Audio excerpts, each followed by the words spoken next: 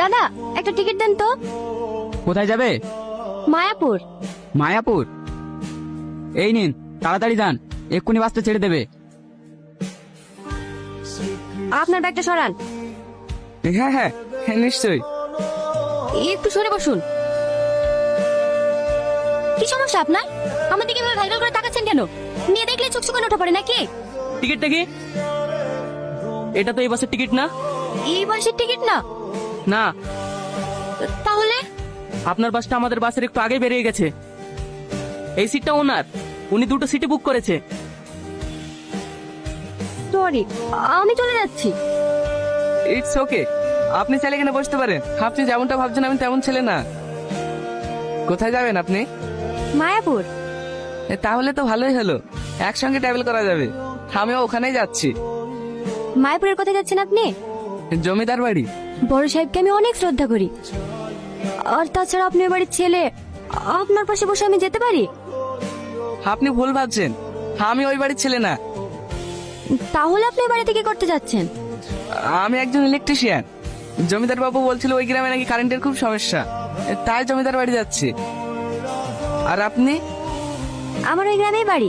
আমি কলকাতায় পড়াশোনা করি। আমার পড়াশোনার যত খরচ সব জমিদার বাবুই দেয়। জমিদার বাবু আজকে হঠাৎ এই সময়? হ্যাঁ, আমার লাতে আজকে বাড়ি আসছে, তাই একটু বাজার দিকে যাচ্ছি। রোহন বাবু বাড়ি আসছে? হ্যাঁ। চাষবাস সব ঠিকঠাক চলছে তো? হ্যাঁ বাবু, আপনার তো সব ঠিকঠাক চলছে। আচ্ছা ঠিক আছে, আমি এখন আসি। সত্যি আমাদের জমিদার বাবু অনেক বড় মনের মানুষ। হ্যাঁ রে, আমি যখন খেতে পাইছিলাম না তখন আমাকে এই জমিটা দিয়েছে চাষ করার লেগে। আর আমার মেয়েকেও বাইরে পড়াশোনা করার জন্য পাঠিয়েছে।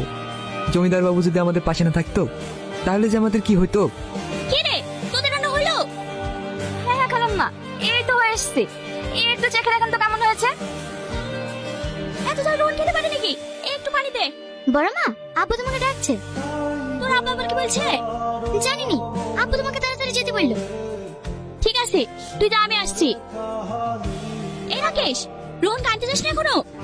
এই তো চাষি বড় মা, এই নাও। না না, ঠিক আছে। আর নাও না, খুব ভালো খেতে। মায়াপুর মায়াপুর মায়াপুর।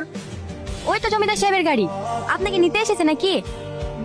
হ্যাঁ, আমি তো এই গ্রামের কিছু চিনি না, তাই জমিদার সাহেব গাড়ি পাঠিয়ে দিয়েছে মনে হয়। ঠিক আছে, যান তাহলে। তুমি হেঁটে যাবা? হ্যাঁ। তুমিও এসো আমার সাথে। না না, আমি হেঁটেই চলে যাব। কি করু, এসে শুরু?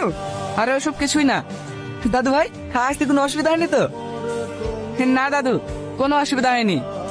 না খেয়ে খেয়ে চেহারার কি অবস্থা করেছে দেখো তিনি। এক্সাম ছিল তো, তাই ঠিক মতো খাওয়া হয়নি। এবার তোমার হাতে খাবো, খেয়েই মোটায় যাবো। ওকে এখানে দাঁড় করে রাখবা না ভিতরে নিয়ে আসবা? হ্যাঁ হ্যাঁ, হাই বাবু ভিতরে আয়। আর 1 মাস বাদ দিয়ে তোর পরীক্ষা, এখন বাড়িতে আসা কি দরকার ছিল বলতো মা? একবারে পরীক্ষাটা দিয়ে আসতি। তুমি চুপ করো, তোমার শরীর খারাপ, আর আমি বাড়ি আসবো না। না রে মা, আমি ঠিক আছি। সে তো দেখতেই পাচ্ছি কতটুকু ঠিক আছো। রূপনগরের রাস্তাটা কোন দিকে একটু বলতে পারবে? এদিকে কোনো রূপনগর নাই। রূপ তো আছে। মানে তুমি? সরি, আপনি? আপনি না, তুমি। তুমি বাইক কোথায় পেলে? এখানকার জমিদারের। আপনাদের জমিদার অনেক বড় মনের মানুষ। কালকে আমার অনেক সেবা যত্ন করেছে। আবার আমার কি সৌভাগ্য দেখো, তোমার সঙ্গেও দেখা হয়ে গেল। চলো আমরা কোথাও ঘুরে আসি। আমরা তো একে অপরকে চিনি না, তাই না? চেনা না থাকলেও মনে হচ্ছে আমরা এক অপরকে অনেক আগে থেকেই চিনতাম। তুমি কি আমাকে ইমপ্রেস করার চেষ্টা করছো? তাহলে তুমি বুঝতে পেরেছো আমি তোমাকে ভালোবেসে ফেলেছি। সত্যি, আমি কখনো এমন অনুভূতি পাইনি। আমিও যে বাসে কখন তোমার প্রেমে পড়ে গেছি, কিন্তু ভয় বলতে পারিনি। কেন? তুমি যদি আমাকে পছন্দ না করো, সেই কারণে। তোমাদের গ্রামটা আমাকে একটু ঘুরিয়ে দেখাবে না? আজ না, অন্য কোনো একদিন। ঠিক আছে, কাল কিন্তু আমি তোমার জন্য এইখানে এই সময় অপেক্ষা করব। তুমি কিন্তু আসবা। ভেবে দেখবো।